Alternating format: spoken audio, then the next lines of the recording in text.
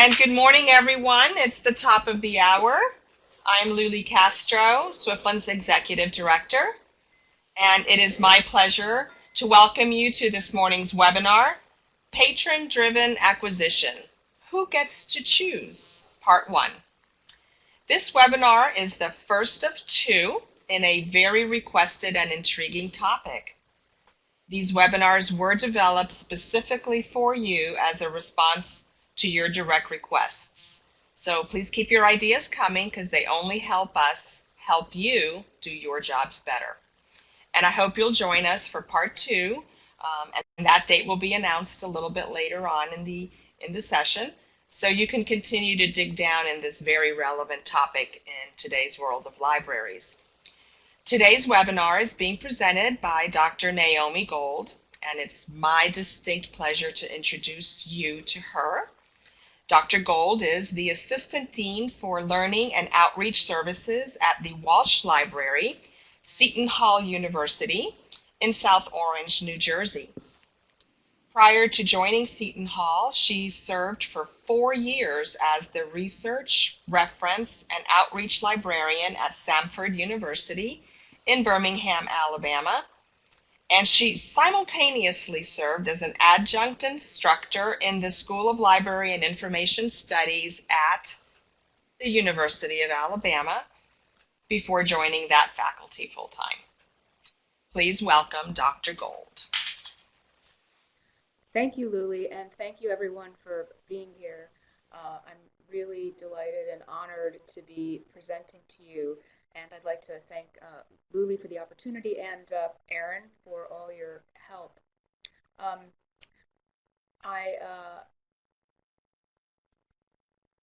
going to start with what is a rather long quote, but there's real meaning for us here. And so I'll ask you to bear with me.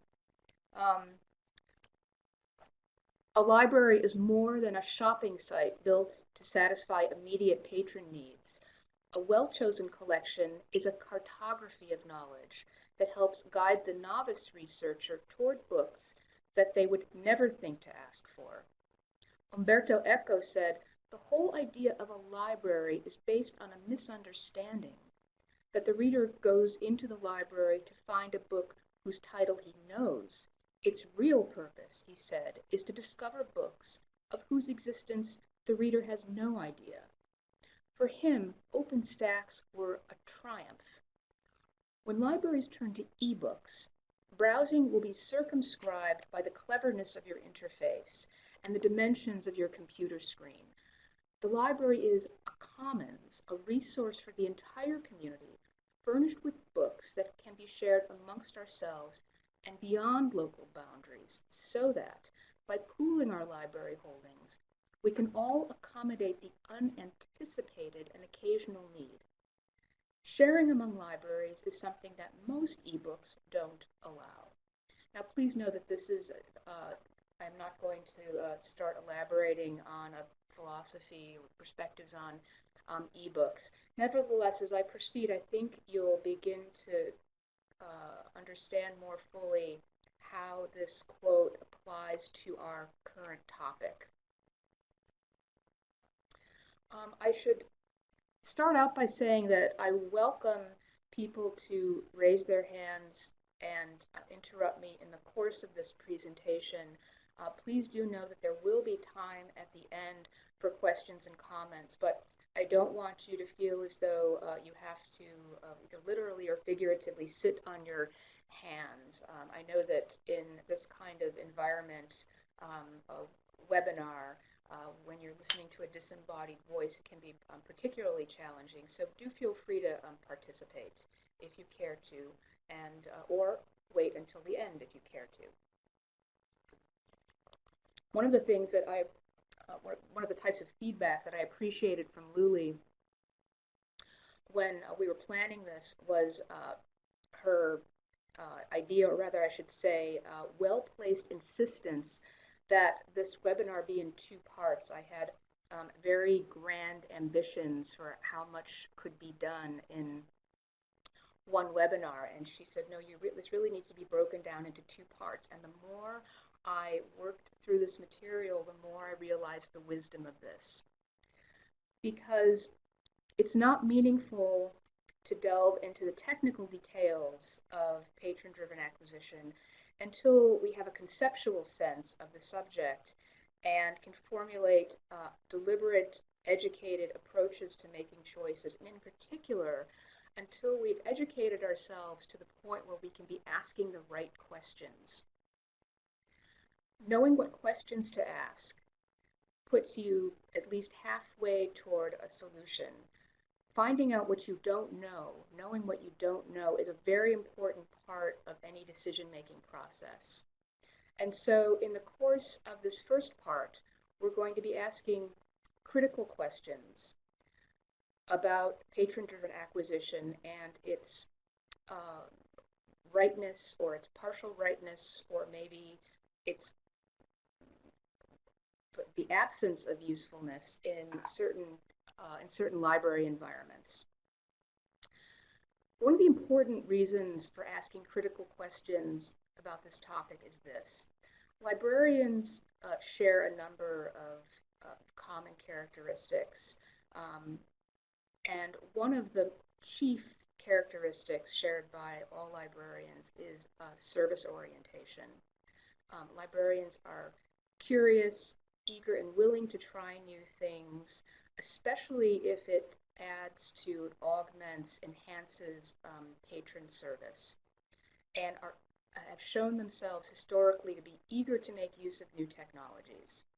And that is an intrinsic part of our profession, and it's really a rather lovely kind of attribute to have collectively. At the same time, it's important that when we jump on a technological bandwagon, we do it mindfully. And it's not that we pursue technological developments because it's the newest thing and trendy. We do it because we are excited about new ideas and want to implement them. But as with, for example, the now long history of chat reference, about which I taught a course at the University of Alabama, that's undergone quite an interesting development from something that everyone was interested in and wanting to be doing and began to write about extensively, to a type of service that some libraries decided wasn't right for that library, at MIT in particular, to a type of service about which it was realized that its implementation was much more complex than anyone had anticipated. And the same types of issues and challenges obtain with PDA. Thus, the importance of asking critical questions. I am going to be describing some different types of patron-driven acquisition models. We are going to be discussing advantages, some of the benefits, and of course the challenges. We're going to learn about what questions to explore for potential implementation of PDA. And as I was saying, we're going to acquire some conceptual tools for exploring the PDA phenomenon. Our stakeholders, of course, are both internal to our colleagues and our respective institutions, and external, so collection development, interlibrary loans, everyone related to acquisitions and access services. Externally, our patrons, of course, but also our vendors, and very importantly, consortial partners.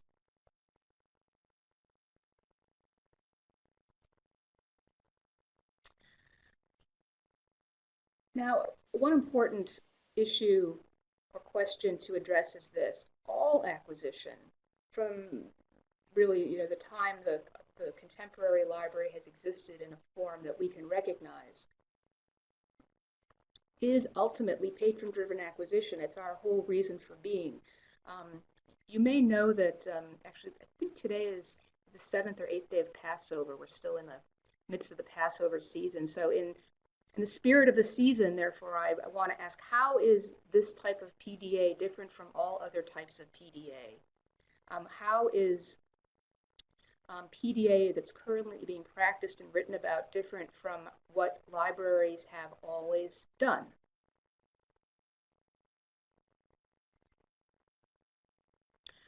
And here's the answer. PDA is a collection development procedure with accompanying tools that, at least partially, and that's going to be very important, shifts a library's purchasing decision from librarian to patron. The accompanying tools are technological ones, and they, to a great extent, automate the patron's ability to initiate purchases. And that is what makes PDA, as it's currently being discussed in library literature, different from what has been going on for years, because up until this time, when patrons wanted to initiate a purchase, they always had to rely on the mediation of the librarian. Current forms of PDA are automated. I use the term automated very cautiously, and I'm going to put a number of conditions on that later, as I will describe. It's a collection development procedure that, at least partially, allocates library funds away from approval plans and from subject specialist collectors and toward, as I was saying, purchases initiated by patrons.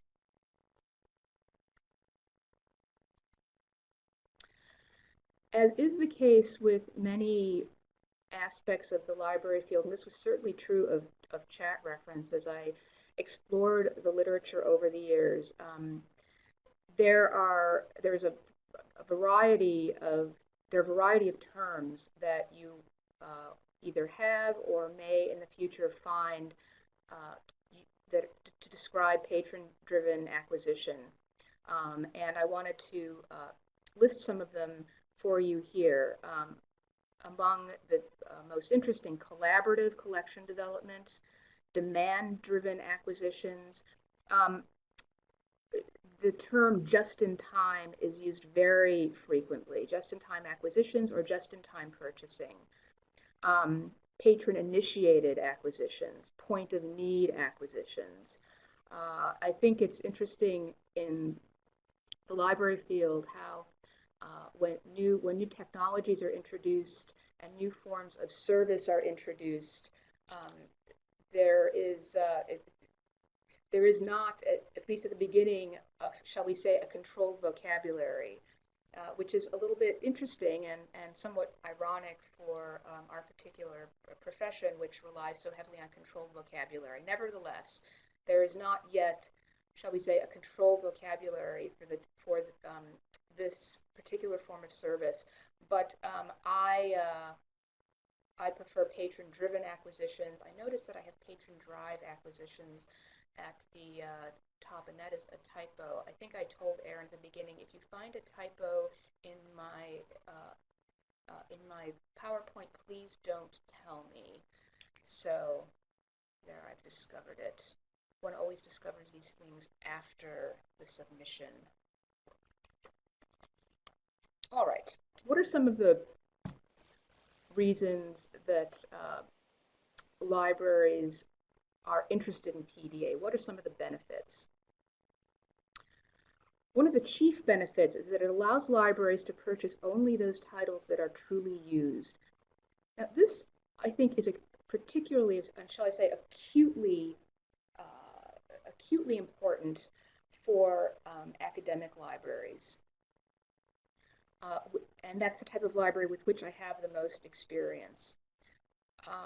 There's a kind of philosophical ideal about academic libraries that states that they should have rare and rarely used and sort of obscure items that are relevant to certain types of scholarship. And that is, it's true and it's worthy. But I also know from personal experience that there are large numbers of volumes that are seldom, if ever, made use of, including some new ones that are purchased on approval plan, and these are expensive. And budgets being what they are, especially the budgets that are now particularly stretched by journal subscriptions, it's legitimate to ask whether that just in case type of collection development really makes financial sense, especially when it's the common practice of academic libraries to share materials among each other on an ongoing basis. So, as I just said, it provides a just-in-time or point of need as contrasted with the just-in-case purchasing method. And it should also be added a seamless user experience. I'll go into that a little bit more later, but what that means is that when a patron is empowered to click on a certain item that is discovered in the catalog, which item the library does not yet own, and that click triggers a purchase or an acquisition, the patron doesn't know that he or she has just triggered an acquisition. The patron thinks that he or she has discovered some item within the library's OPAC and has acquired it for use. We're also going to discuss later whether that seamless user experience is really an ideal. Maybe patrons should be aware that they're actually triggering a purchase. Nevertheless, the ideal, as it's articulated in the current literature, remains that when a purchase is triggered, it is accompanied by a seamless user experience. Some other ways in which PDA is advocated are these. It has some potential to save staff time by reducing the time and energy that's devoted to manual purchasing and the processing of individual purchase and ILL requests. Very importantly, it accommodates what we know to be changing user needs and expectations. That is to say, there is a growing user interest and I dare say even expectation for self-service models. And it also corresponds with the ongoing, never-ending and no end in sight need to engage emerging formats for material while simultaneously maintaining and supporting the quote-unquote traditional formats, that is to say the physical formats. The two primary points that are used to advocate for PDA, I'd like to emphasize, is that it allows libraries to purchase only items that are truly needed, and that it has some potential to save staff time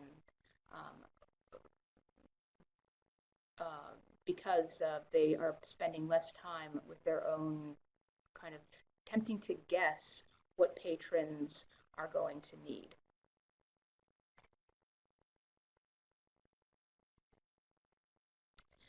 Dr. Gold, I hate to interrupt you, but Dr. Gold, you're fading in and out. If you could speak up just a little bit louder. Okay. Sure. How does this sound now? It's a little bit better. Okay. My volume is up all the way, and I even see that there are rays emanating from the little icon on my microphone. So we're just getting that feedback from some of the participants. I'm sorry to interrupt you. No, actually, I want you to interrupt me if I need to.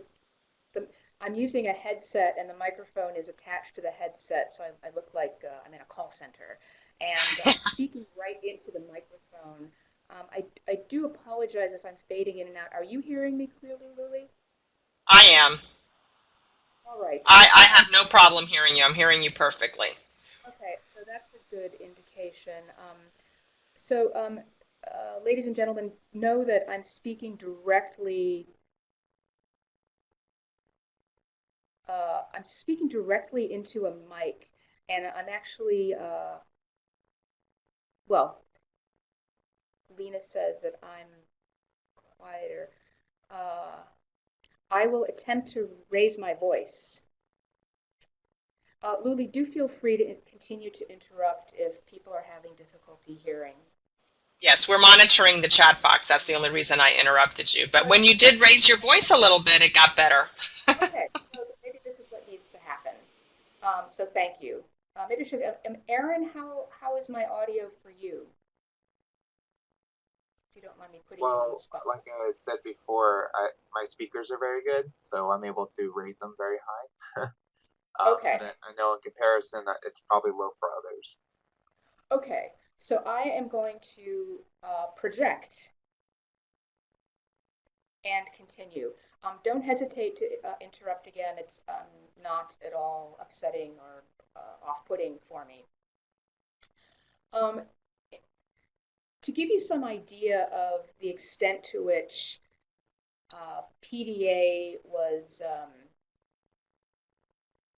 sort of the enthusiasm for PDA and the way in which it was advocated for, I want us to look at a 2010 statement from the Association of College and Research Libraries. And it states as follows: academic library collection growth is driven by patron demand and will include new resource types. All right, that is certainly true, and that has come to pass. Budget reductions, user preferences for electronic access to materials, limited physical space, and the inability to financially sustain comprehensive collections have led many academic libraries to shift from a just-in-case to a just-in-time philosophy. That sounds like a very definitive statement, as though the shift is all of a piece, such that academic libraries that have decided to use PDA are now using, in a homogeneous way, PDA, and that is not the case.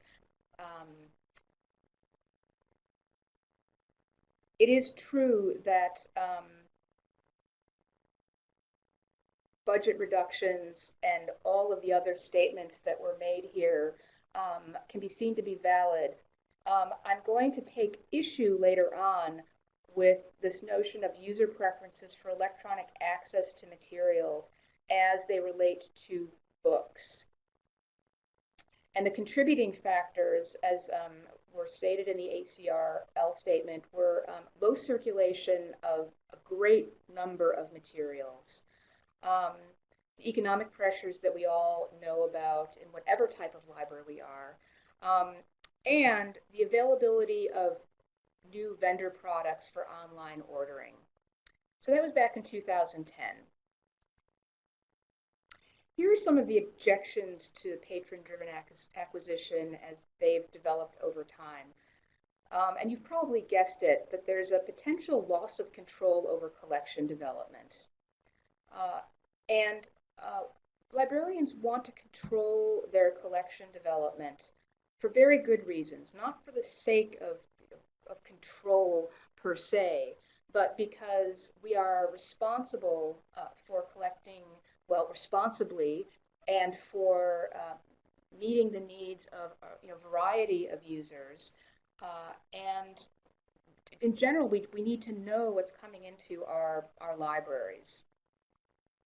And so if patrons are empowered to order, shall I say, willy-nilly, which is not meant pejoratively, how do we really know what's contained in our collections, especially subject specialists, or in public libraries, those librarians who are responsible for various aspects of the collection? In academic libraries, this type of collection does not contribute, or certainly can diminish, contribution to the effective building of legacy collections, collections that contribute in a long-term way, with a long view toward the goals of the library and the institution.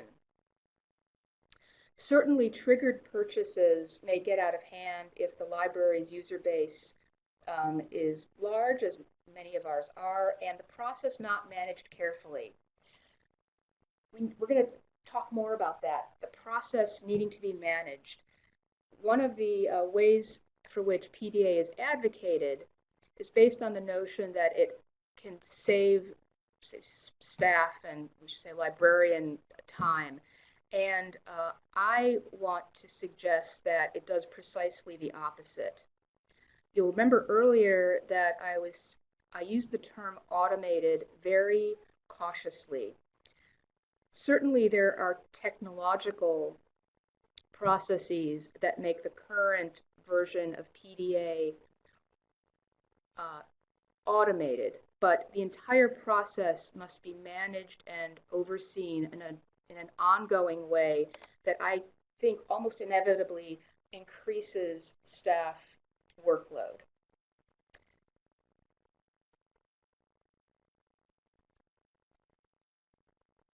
Therefore, there are a series of challenges that are related to the prospect of implementing patron-driven acquisition. Finding the right balance, the balance between collection development as we've been doing it up until recently, or shall we say traditional collection development, and collection development or acquisitions through PDA that are allowed to be initiated by patrons. That can be very tricky, and there's almost no way of setting that at the start of a program once and for all and then just allowing it to go. Managing budgets. In all of the literature I've looked at and the various experiences about which I've heard, there is no perfect way to manage budgets. There's no definitive way to manage budgets other than by exercising constant vigilance in a PDA process. And I'm going to talk in a bit about some of the ways in which that can be done. But imagine giving over the ability to acquire resources in an unmediated way to your entire patron base with literally a couple of clicks of a button. How can you control your budgetary spending that way? It's difficult. There's, of course, the difficulty with potentials in duplication. There's the time that needs to be taken to build a profile in management and vendor systems, and I'm going to show you a screenshot of what that looks like in a bit. And all of that is going to require collaboration and committee work to decide what kinds of materials are we going to include in our PDA program. What do we want to exclude? What kinds of price limits are we going to place? Changes made by publishers in availability, user access, and prices. I bet you have all been a part of this particular chain of pain, especially with regard to ebooks. Raise your hands if you've been on the receiving end of a material or materials that appeared and disappeared from your system.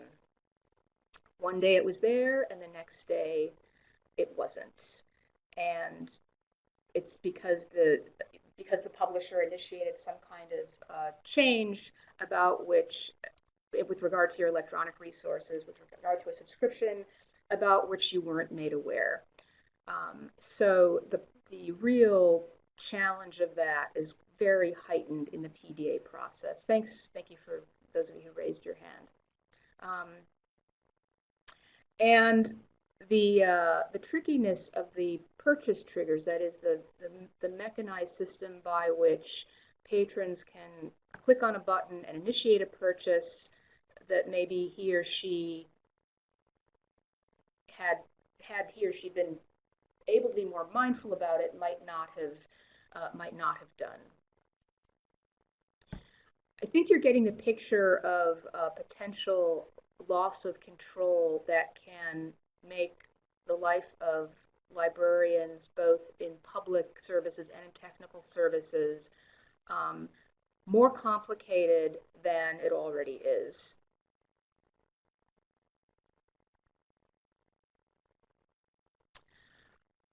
I'm going to say a few words about some of the contemporary models, and I want to add a caveat. Before I do that, I'm going to stop for a moment and ask those of you who are having audio problems, are you still, am I coming in more clearly now?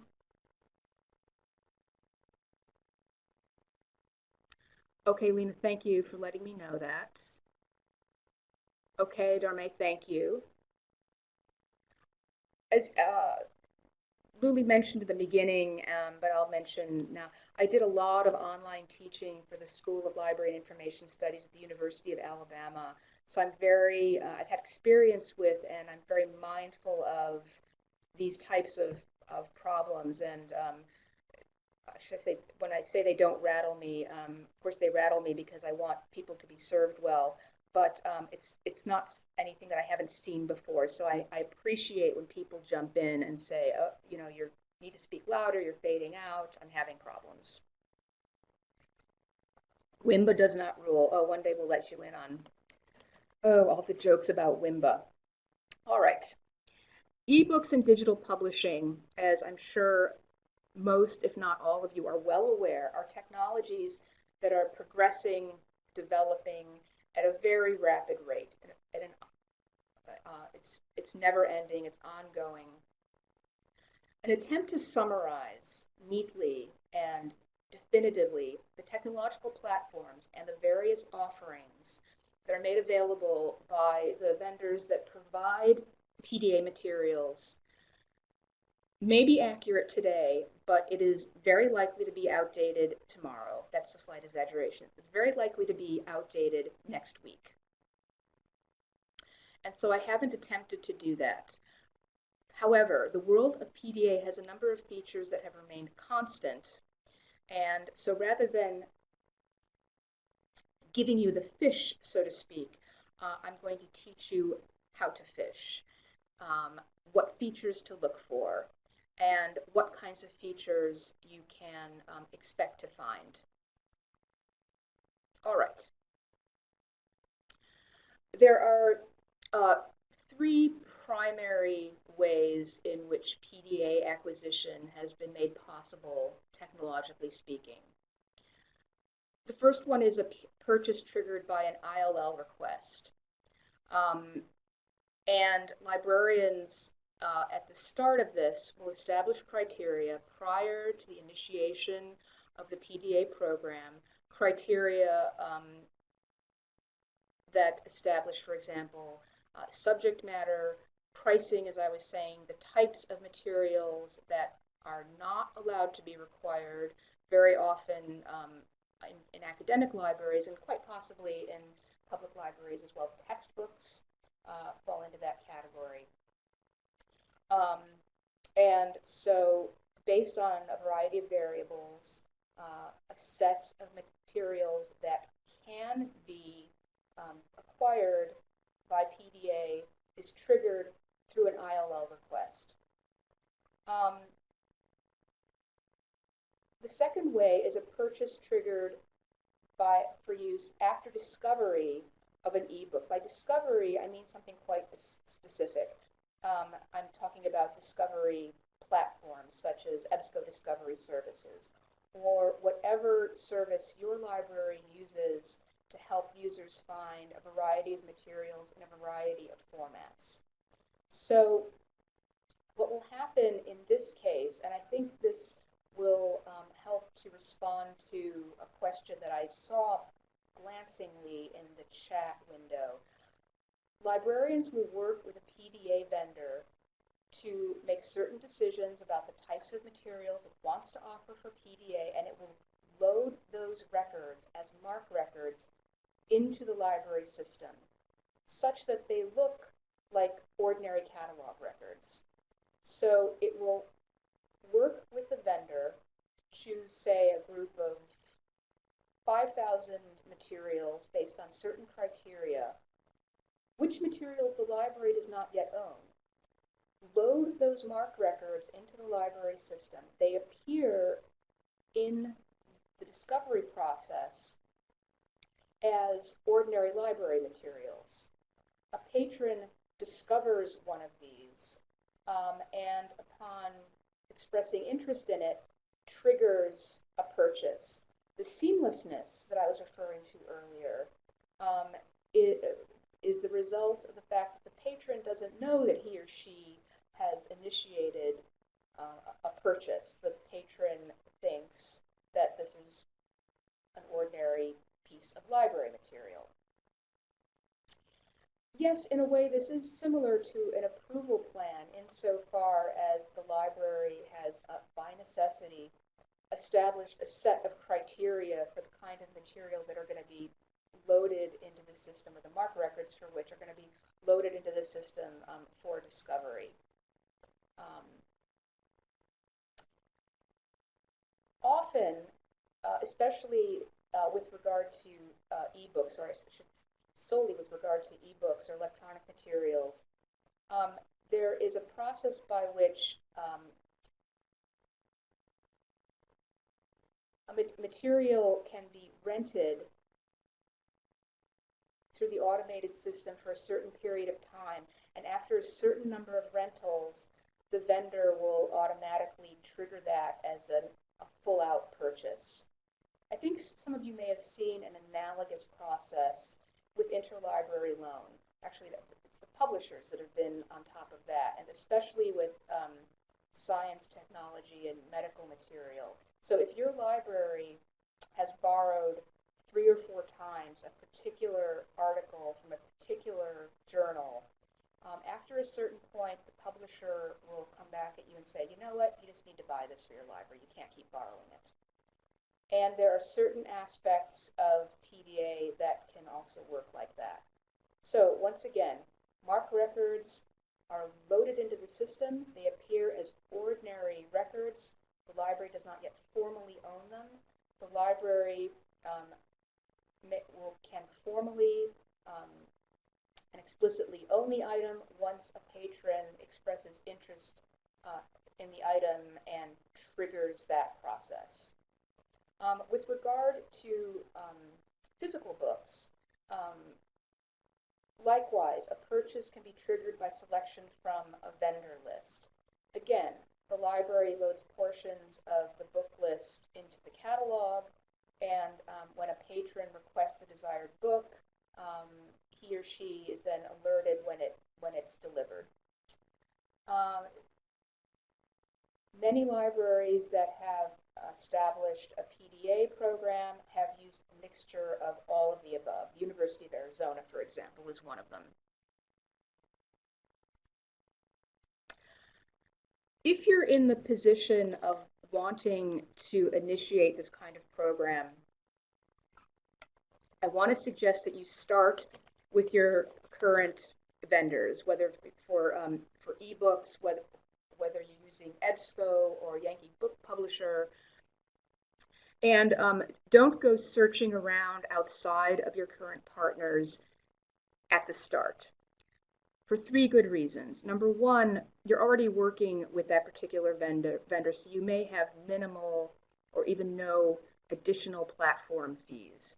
It may be easy to terminate the program without losing funds, and because you're already a customer of that vendor, you'll be in a stronger basis, you'll have a stronger basis from which to negotiate prices and offerings. So start with your current partners.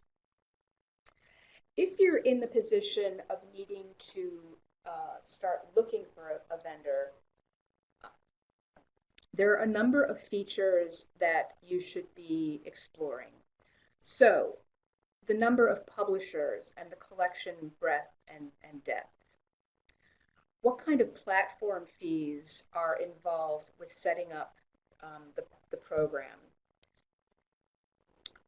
And are they one-time fees or are they yearly? It'll be important to explore the process of building the profile in the vendor system and the kind of administration workload that will go into making the kinds of choices that will need to be made with regard to the material that you want to offer for PDA. And if past experience serves me, that's not going to take place in just a couple of hours. And certainly, since the library profession, is nothing if not highly collaborative, you're going to need to have meetings to get input from a variety of people in order to make those choices. What are the purchase triggers in the system? Is it a single kind of click that makes it maybe a little bit too easy to trigger a purchase? Is there a way for patrons to look at previews before choosing the material? Experiment with those. Are there short-term loans available?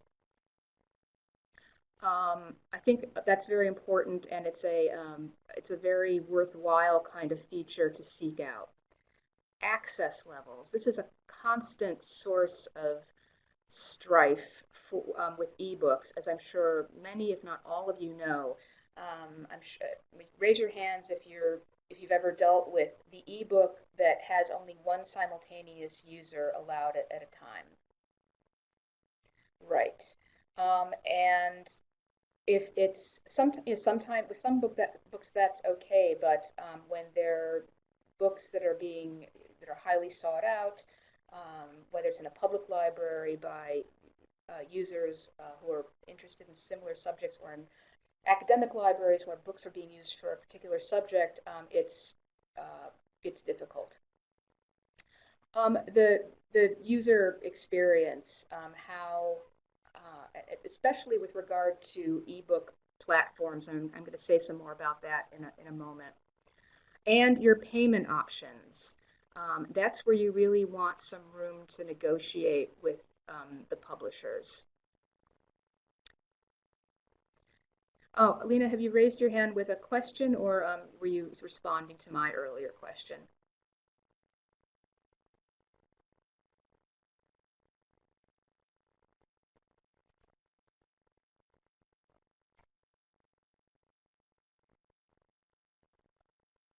Ah, thank you very much. Okay. You recall that in the, I was describing one of the first models for PDA is through ILL, and I want to make you aware of a program called GIST. Now, I'm going to cover this much more fully in the second part of this webinar. GIST is the Getting It System Toolkit. It was developed at State University of New York. You can find out about it at gistlibrary.org, and it operates precisely through ILL. It's open source, and it was developed to converge ILL acquisitions and user interfaces. Because it's open source, that means that there's a lot of work to be done on your end. But I want to invite you, prior to the next webinar, to explore gistlibrary.org. And most pertinently, it allows for user-initiated requests. A number of the vendors with which we already work, most if not all of us, are ProQuest, which offers PDA materials through its ebook library and eBrary. EBSCO acquired NetLibrary in 2010 and maintains an enormous selection of ebooks and a very robust PDA program. And Ingram's My Library, I neglected to add here, Yankee Book Publisher also does. Overdrive, it's funny, Dharme, that I left out Overdrive, since I'm an avid user of Overdrive through the New York Public Library. So thank you for mentioning that. And my bad, as the kids say. Overdrive, certainly, and thank you.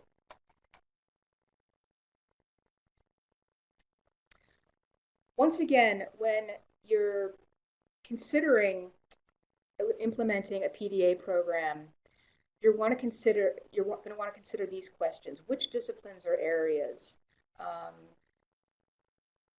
In an academic library, and also in a public library, are we looking at both fiction and nonfiction? Are we looking at self-help and study guides? How much money are we going to put into the pot for PDA? How much are we willing to allocate for this? Are we going to allow different types of materials? Are we going to allow the trigger of say, movies and CDs? Are we going to restrict materials from before a certain year so that we only want to require materials that were published since 2005? And do we want to be sure to have a provision for the availability of short-term loans?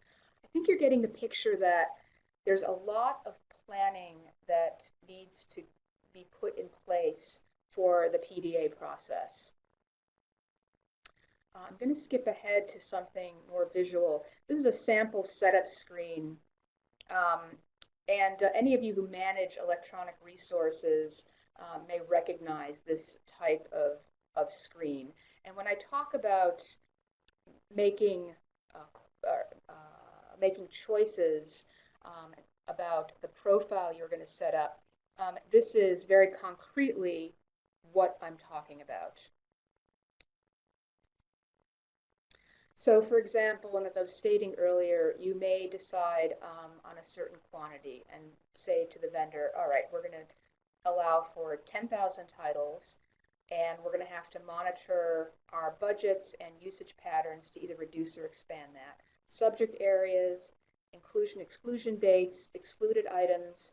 For example, in an academic library, it may decide we will not allow this program to apply to textbooks, and price limits, nothing over $50, for example.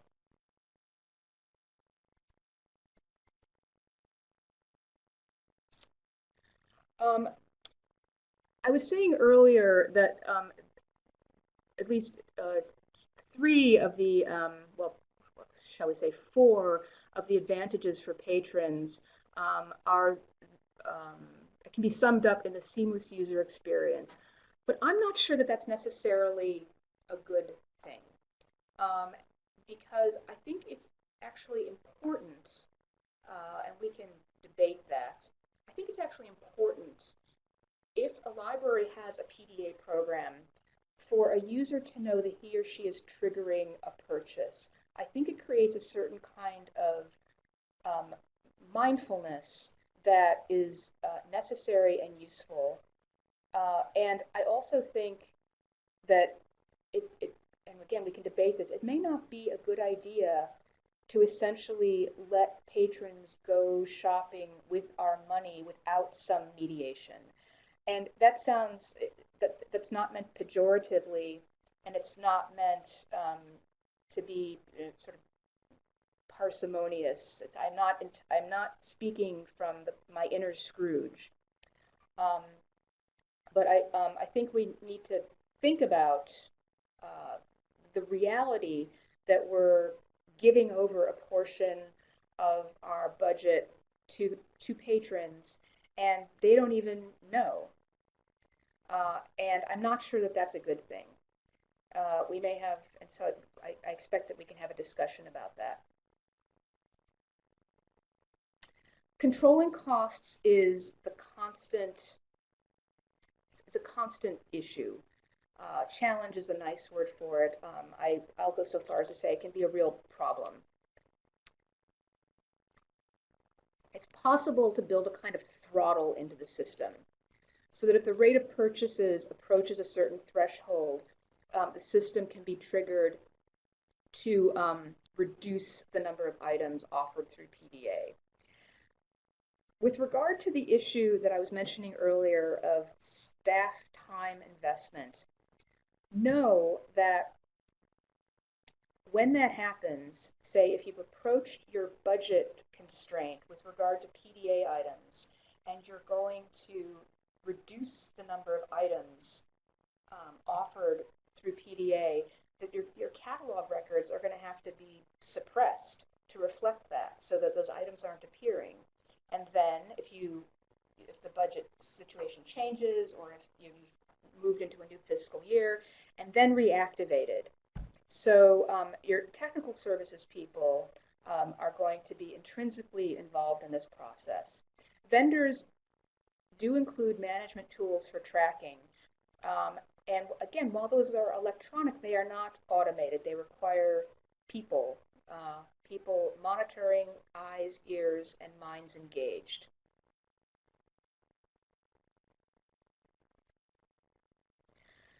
Some of the other challenges of PDA are this. In academic libraries and in public libraries, the immediate needs of patrons may not align with the long-term mission of the library. We all know that academic libraries have long-term missions that are aligned intrinsically with the mission of the institution, but public libraries have missions as well. Mission statements and vision statements and sets of long-term goals that they're striving to meet and to which they aspire. And as professionals, we have both the right and the responsibility to be managing that professional sphere of influence. As I've been saying now, perhaps a little ad nauseum, I hope not ad nauseum, potential increased workflows for technical services and, I should say, for public services. The vendor influence over online cataloging. Vendors, in some cases, have been in the habit of offering certain items for PDA and withholding certain items for PDA for their own reasons. And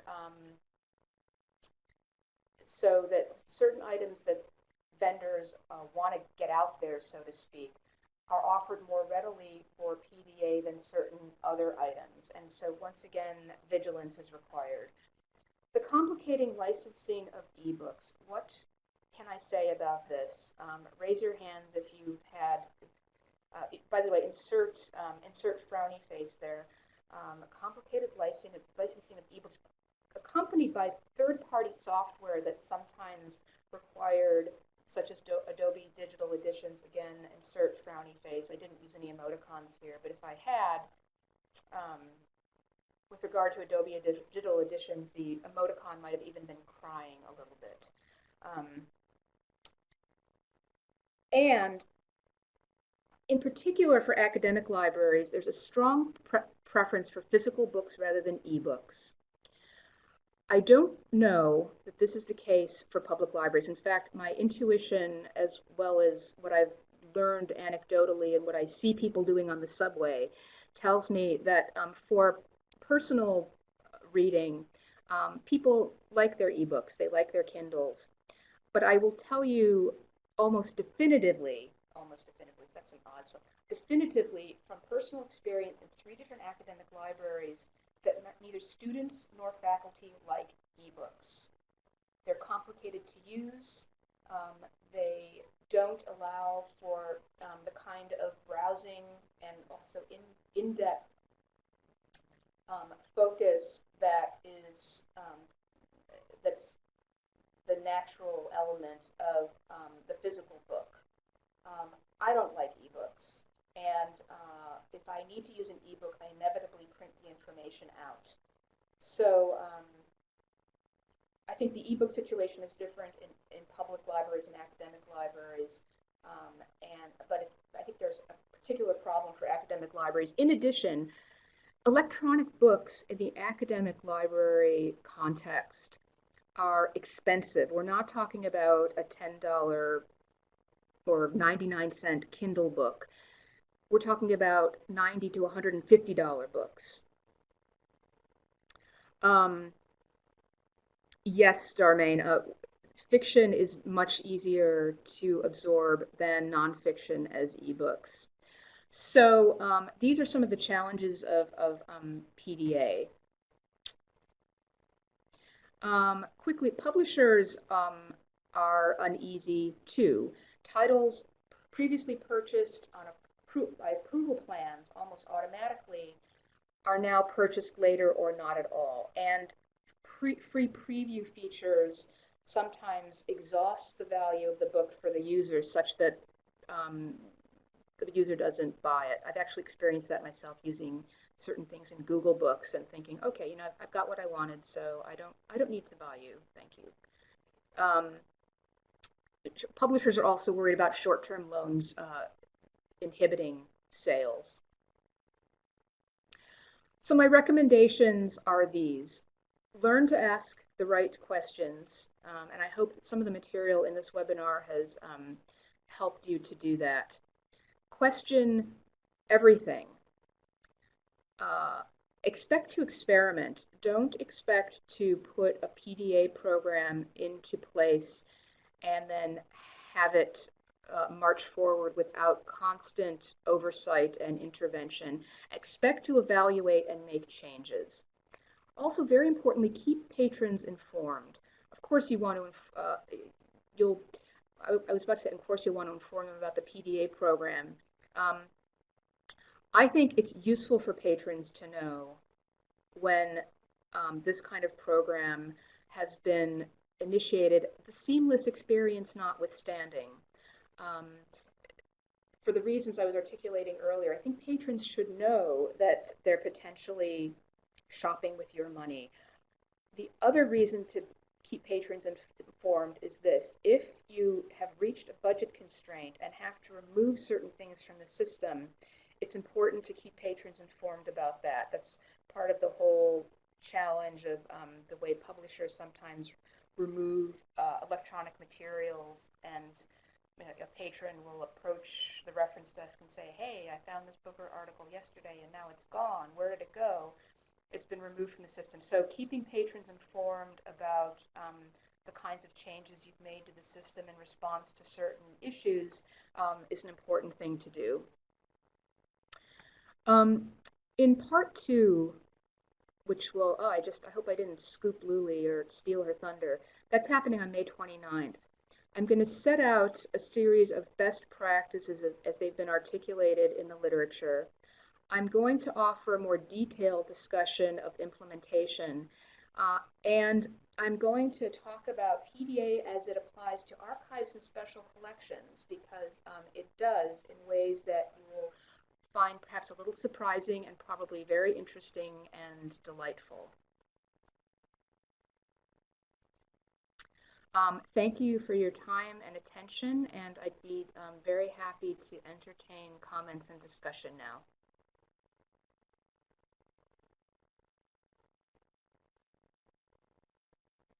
Thank you, Kelly. I see a question from Michelle Michaud. Are vendor PDA programs exclusively available for ebooks right now, or some vendors doing this with print books? Yes. Let me just look. I want to go back. Is that in the chat?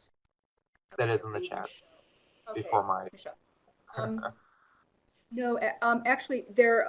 In fact, I made mention of the University of Arizona by way of example, and I want to go back and look at your question. The short answer to your question is yes, there are PDA programs that also apply to physical books, and some vendors offer both. Yes, so that it is being done with print books.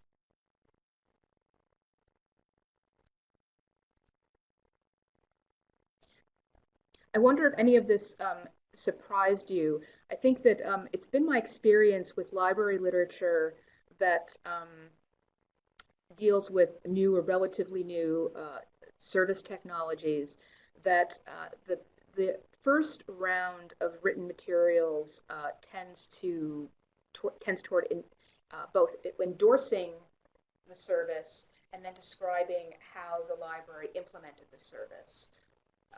What I wanted to do, based on the fact that this has been around for a little while now, and that there are some definite things to be concerned about, is to not so much endorse the service as give you tools for understanding how to approach the service and provide you with some conceptual tools for asking questions about the service should you want to implement it.